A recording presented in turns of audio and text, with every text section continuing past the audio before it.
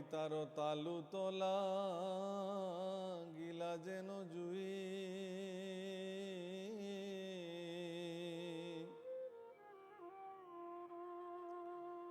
ও পেলহাইলে ক সাদিবকে বিমূর্ছিত হুই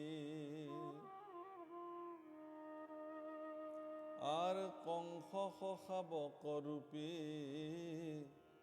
দানব দুর্জনে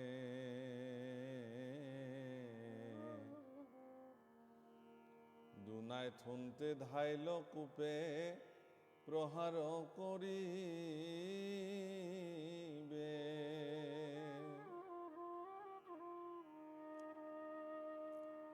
আর দেখিয়া তেখনে কৃষ্ণে উঠিয়া আসুতে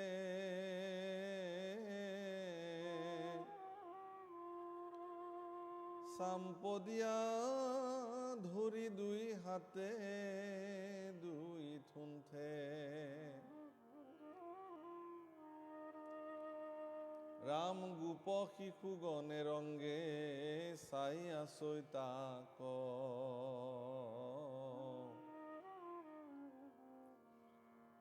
লীলায় চিৰিলা যেন বিৰিণা পোষাক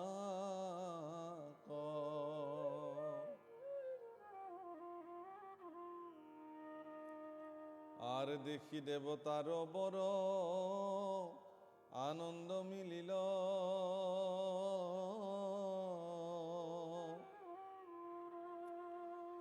কৃষ্ণর ক্ষীরত দিব্য পুষ্প বরখিল আর বাইল শঙ্খ ভেরি রঙ্গে বুলি স্তুতি বাক পরম বিস্ময় ভইলা গোপ শিশু যাক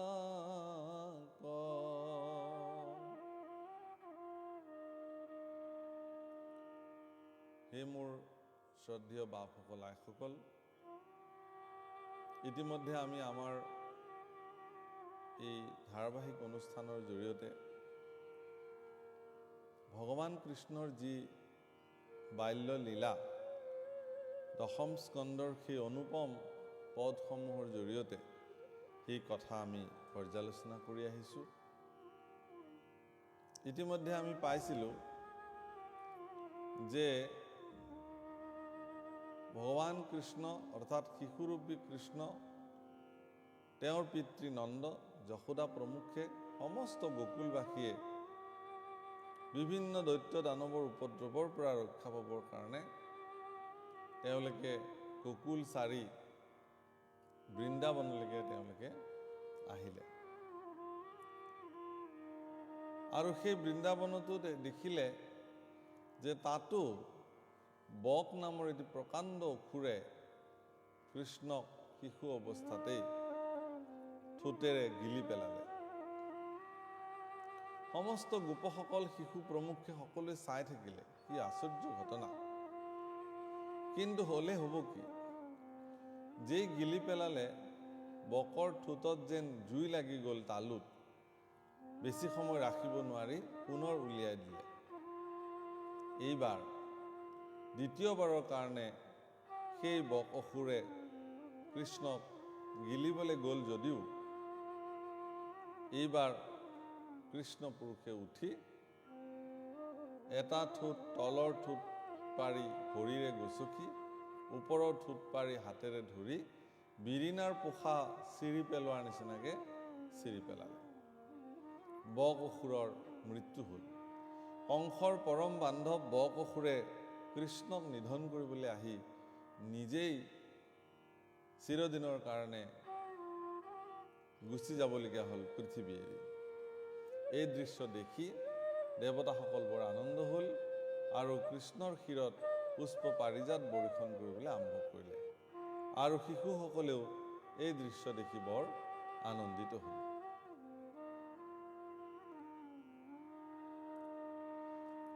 হে ৰাম, বাই পাইল শংখ ভেৰি ৰংগে বুলি স্তুতি বাক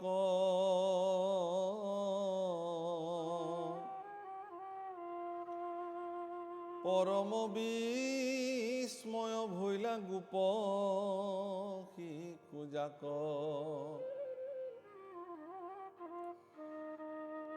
আৰ কৃষ্ণ কষাবতী সবে তুলিলন্ত সাক্ষী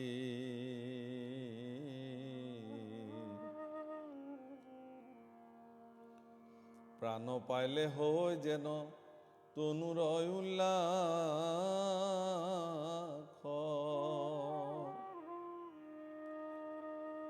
আৰ বৎসলয়া আইলা সবে ব্ৰজ কয়ুলতী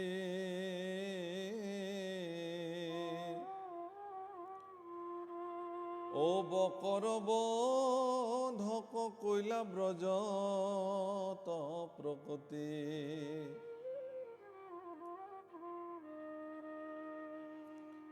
আর শুনি গোপগণ ভৈলা পরম বিস্ময়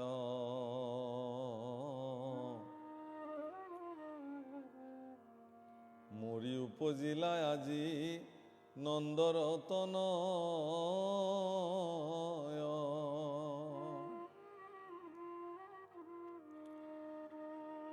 আর বেরি বেরি কৃষ্ণ কস হাওয় রঙ্গ মনে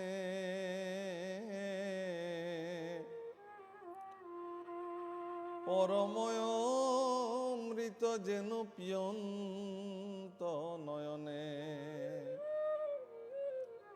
শিশুসকলে শংখধ্বনি কৰিলে পৰম আনন্দৰে কৃষ্ণক সাৱটি ধৰিলে আৰু শিশু কৃষ্ণক লৈ পৰম উৎসকেৰে তেওঁলোকে পুনৰ ব্ৰজধামলৈ উভতি আহিলে। এই কথা শুনি গোপ গোপীসকলে অন্যান্য প্ৰজাগণে বৰ বিস্ময় মানিলে। বাহ, কি আচৰিত কথা! ইমান প্ৰকাণ্ড অসুৰ এটা শিশু কৃষ্ণ নিধন কৰিলে। এই কথা সকলোৱে তবধ মানিলে, অদ্ভুত দেখিলে আৰু সকলোৱে শিশু কৃষ্ণক অত্যন্ত ৰংগ মনেৰে বেঢ়ি বেঢ়ি চাবলৈ ধৰিলে, যেন নয়নেৰে তেওঁলোকে অমৃতহে পান কৰিছে।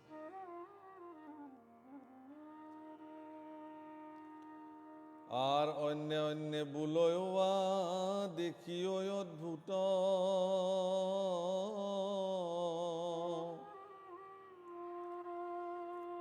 শিশুৰ মৃত্যুৰ দশা গলে কবহুত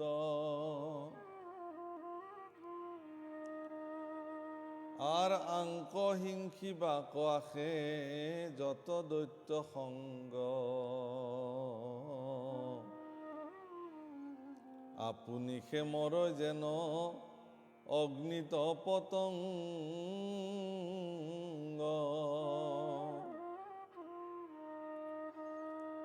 আৰ গৰ্গে গণি কহিলে ক সাৰ্থক বচন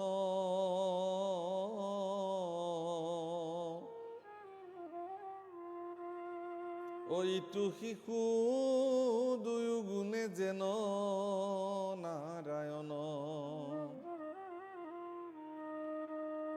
আৰ এহি মতে গোপ গোপী কহি কৃষ্ণ কথা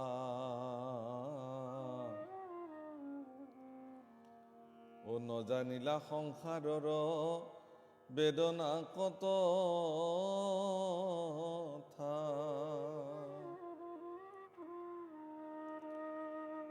গতিকে শিশু কৃষ্ণই যি ধৰণে অসুৰবোৰ এটা এটাকে নিধন কৰিছে, পুতনা বধ কৰিছে, তৃণাৱৰ্ত অসুৰক বধ কৰিছে, এতিয়া বকাসুৰক বধ কৰিছে, এই ধৰণে প্ৰত্যেকটা অসুৰেই শিশুক মৃত্যু দিবৰ কাৰণে আহিছিল যদিও তেওঁলোকৰহে জীৱনবোৰ বিনাশ হ'ল। এই দৃশ্য গোপসকলে দেখিছে। ভগৱান কৃষ্ণৰ যি সামৰ্থ্য, ভগৱান কৃষ্ণৰ যি মহিমা, তেওঁক কোনোবাই নিধন কৰিবলৈ অহা কথাটো অসুৰসকলৰ যে মূৰ্খামি, যেন জুই দেখি পতংগ খেদি আহিছে, তেনেকুৱা একেই অৱস্থা হৈছে বুলি গোপসকলে অনুভৱ কৰিছে। তেওঁলোকে অনুভৱ কৰিছে এই কথা যে গৰ্গ ঋষিয়ে ঠিকেই ক'লে, কাৰণ গৰ্গ ঋষিয়ে কৈছিল যে এই শিশু দুটা সাক্ষাৎ নাৰায়ণ, ঈশ্বৰৰ যি ধৰণৰ শক্তি এই শিশু দুটাৰ শৰীৰতো সেই একেই শক্তি বিদ্যমান হৈ আছে।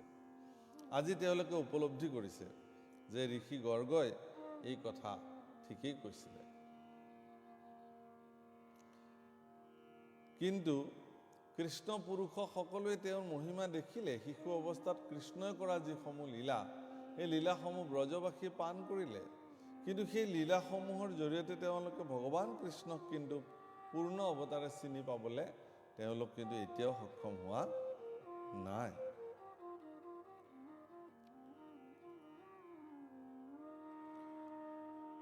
আৰ এহি মতে ৰাম কৃষ্ণ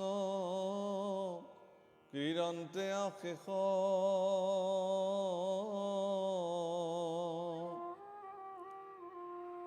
ও পাঞ্চগুচি ভৈলা ছয় বৰিষে প্ৰৱেশ। এনেধৰণে অনেক লীলা সাধন কৰোঁতে কৰোঁতে ভগৱান কৃষ্ণৰ শিশু অৱস্থাত পূৰ্ণাংগ ৰূপত মনুষ্য অৱতাৰে পৃথিৱীত অহাৰ 5টা বছৰ পাৰ হৈ গ'ল আৰু 6 বছৰত তেওঁ ভৰি থলে।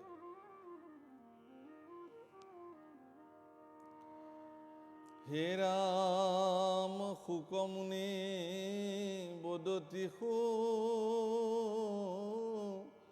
নিয় পৰীক্ষিত,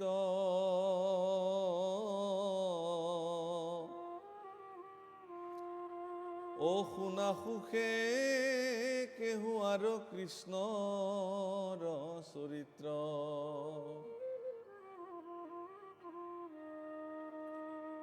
হে ৰাম কদাচিত বনত ভুঞ্জিবে ইচ্ছা কৰি,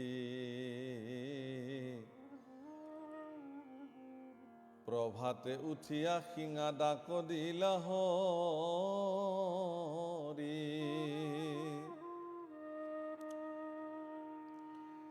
আর নিশা নবুজিয়া গোপ শিশু অসংখ্যাত,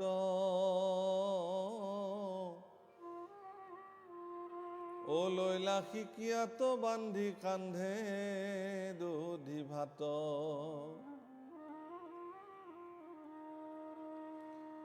আর গাঁৱে গাঁৱে অসংখ্যা দামুৰি আগ কৰি, লৰি গৈলা হাতে শিঙা বেত বংশী ধৰি।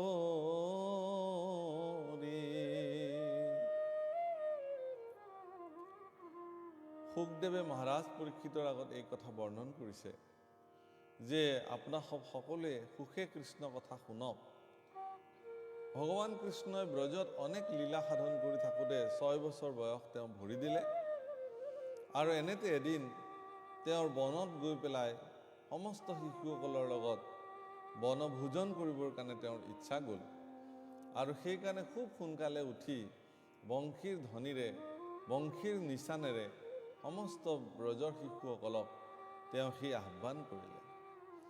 আৰু সেই আহ্বান শুনি শিশুসকলে বুজি পালে যে কিয় কৃষ্ণই এই ধৰণে বংশী বাদন কৰিছে, কাৰণ শিশুসকল ভগৱান কৃষ্ণৰ ওচৰত সমৰ্পিত।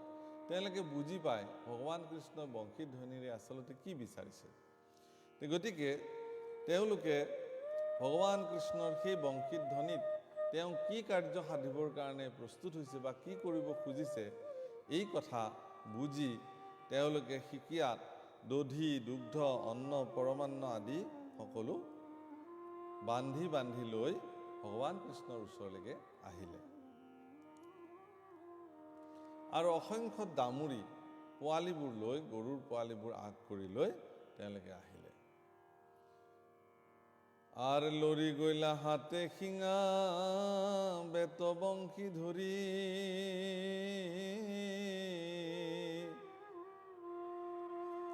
গাঁৱে গাঁৱে অসংখ্য দামুৰি আগ কৰি, আৰ কৃষ্ণৰ অসংখ্য বৎস তাকো বাতি লৈ,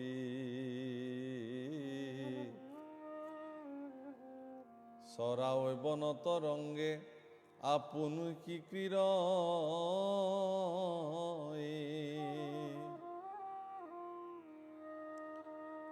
আৰ মিঠৈ ময়ৰা পাখি গুঞ্জা থোকা কি খলয়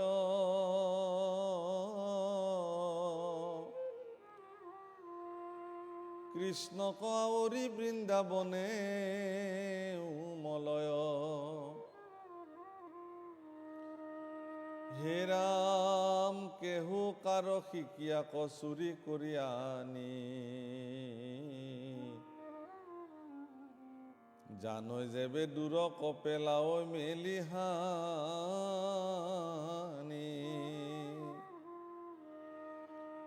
আৰ আউৰ গুতে তৰিব পেলাও অন্তৰাই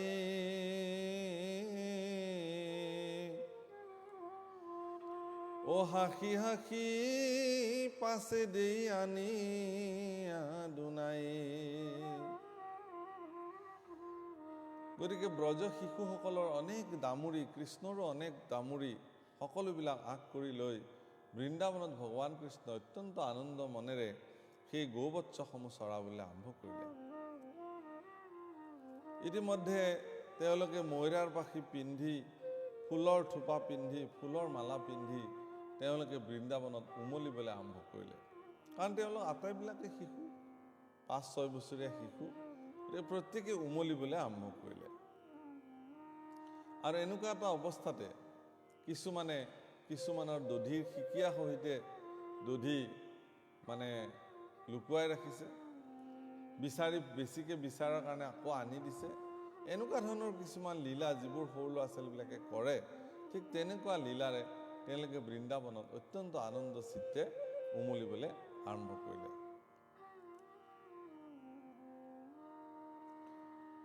আৰ কেহু কাৰ শিকিয়া কচুৰি কৰি আনি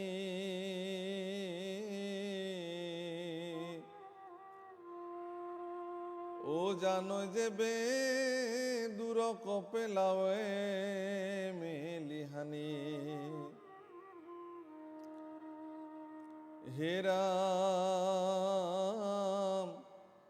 আৰ ভ্ৰমন্ত আনন্দে কতো শিঙা বংশী বাই পক্ষীৰ ছায়াৰ লগত কতো ফুৰে ধাই আৰ কুলি কহিহাৰি কতো কুহু কুহু কৰে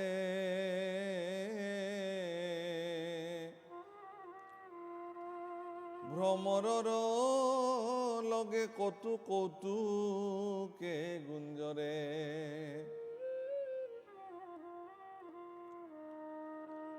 হে ৰাম হংসৰ লগত ফুৰৈ কতো ভৰি সুম্পি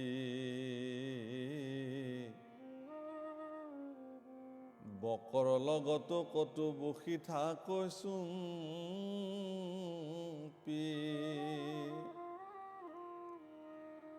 আৰ ময়ৰাৰ লগত কত ৰংগে কৰৈ চালি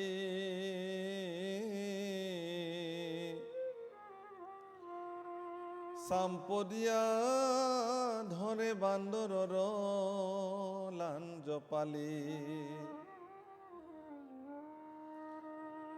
এই ধৰণে তেওঁলোকে বিভিন্ন খেল, কুলি চৰাই মাতিছে, সমানে সমানে কুলিৰ লগত মাতিছে, ময়ূৰে মাতিছে, সমানে সমানে ময়ূৰৰ লগত মাতিছে, ময়ূৰে পেখন ধৰিছে, তেওঁলোকে কাষতে গৈ তেনেকৈ পেখন ধৰিছে, খোজত খোজ মিলাই বগলীৰ লগত একেলগে গৈ চুপ দি আছে। বিভিন্ন ধৰণে তেওঁলোকে সকলো চৰাই চিৰিকটি, অৰণ্যত থকা গছ বিৰিখ ফুল নদী পানী সকলোৰ লগত যেন একাকাৰ হৈ তেওঁলোকে কেৱল বিলীন হ'ব খুজিছে সেই মহা আনন্দ সমুদ্ৰ। আৰু স্বয়ং কৃষ্ণ আনন্দৰূপী কৃষ্ণ তেওঁলোকৰ লগতেই আছে। আৰু সেই আনন্দৰূপী কৃষ্ণই সমস্ত জীৱকে আনন্দ যেন বিলাই দিব গোপসকলৰ জৰিয়তে, তাত যেন বৃন্দাবনত এক মহা আনন্দৰ মেলা ইতিমধ্যে আৰম্ভ হৈছে।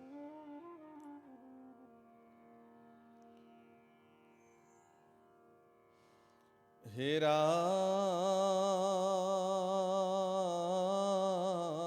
ৰাম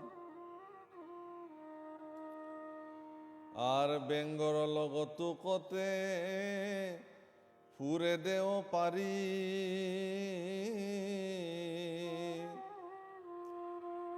ও কত খলি হাসৈ ছায়া কশিহাৰী আৰ মহাভকতৰ যিটো পৰম দৈৱত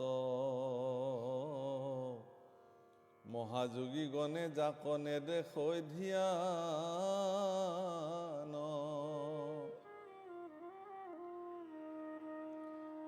হেন ব্ৰহ্ম চক্ষুৰ গোচৰ ভৈল যাৰ ও কতনু বৰ্ণাইবু ভাগ্য ব্ৰজৰ প্ৰজাৰ ৰাম শিশুগণে মহাপুণ্য কৰি আছৈ কত অনুক্ষণে ক্ৰীড় ৰংগে কৃষ্ণৰ লগত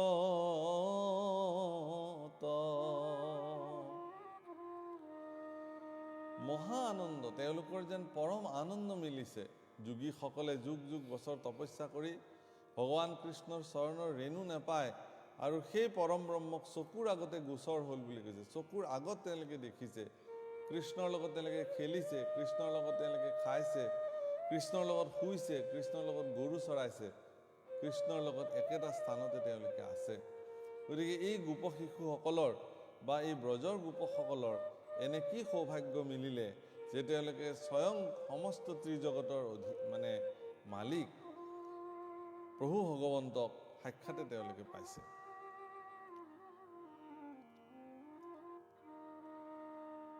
আৰ শিশুগণে মহাপুণ্য কৰি আছৈ কত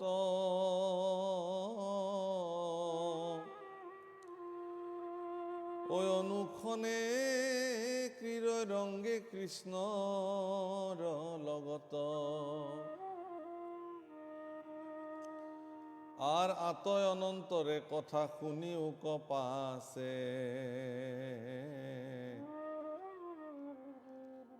অঘনামে অসুৰ তথাতে চুম্পিয়াছে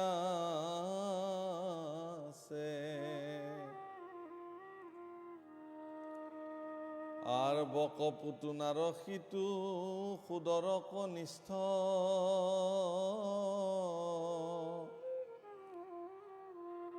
ও কংসে পাঞ্চিলে কচিন্তে কৃষ্ণৰ অনিষ্ট এইখিনিতে এতিয়া অন্য পৰিঘটনা ঘটিছে যে ইতিমধ্যে সেই স্থানতে বৃন্দাবনতেই অঘাসুৰ নামে এটি প্ৰকাণ্ড অসুৰ যিজনৰ পৰিচয় বুলি ক'লে পুতনা তৃণাৱৰ্ত বক অসুৰ এই সকলোতকৈ জ্যেষ্ঠ ভাতৃ এই অঘাসুৰ তেওঁ অসুৰ তেওঁ এতিয়া কৃষ্ণক চুম্পি আছে ৰৈ আছে কোনদিনা তেওঁ কৃষ্ণক বধ কৰিব পাৰে কংসৰ আজ্ঞাত এই কাৰ্য অসুৰে সম্পাদন কৰিবৰ কাৰণে চুপ লৈ আছে আৰ কত কটায় আশী মনে গুণে দুৰাশয়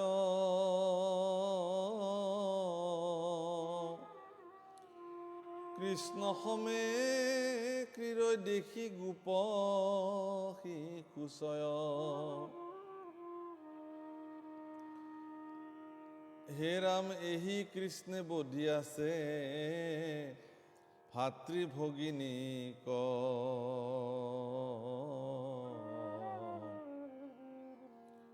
আকৌ আজি মাৰি আঁতৰ পিবু সিটো দুইক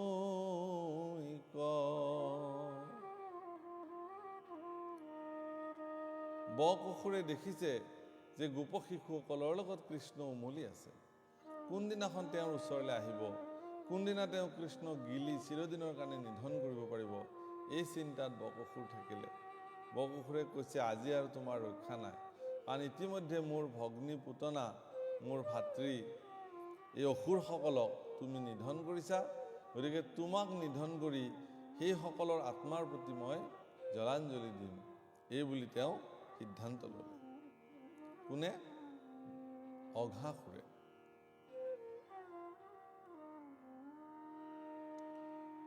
হে ৰাম ৰাম আর হেন মনে গুণী দুষ্ট দৈত্য পাতি কান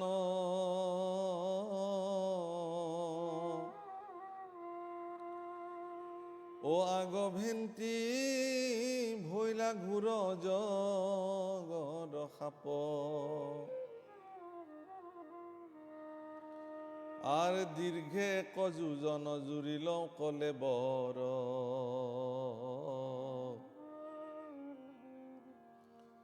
আৰ বাইলা বেগবন্ত যেন গিৰিৰ গহ্বৰ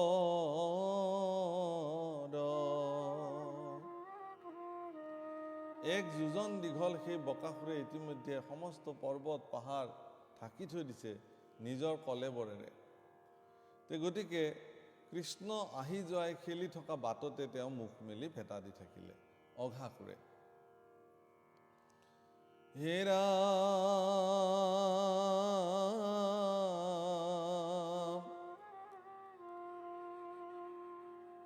এৰাম বাইলবেন্ত গোট যেন গিৰিৰ গহ্বৰ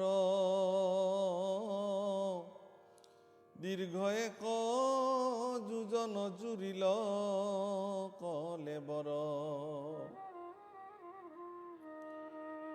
আৰ তল উঠ গোট নমাই মাটি তথাপিলা উপৰৰ শৃংগ যেন দান্ত দুই পাইলা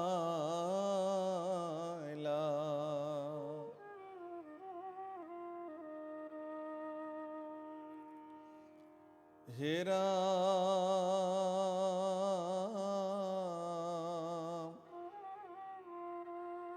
আর পর্বতর শৃঙ্গ যেন দান্ত দুই পালি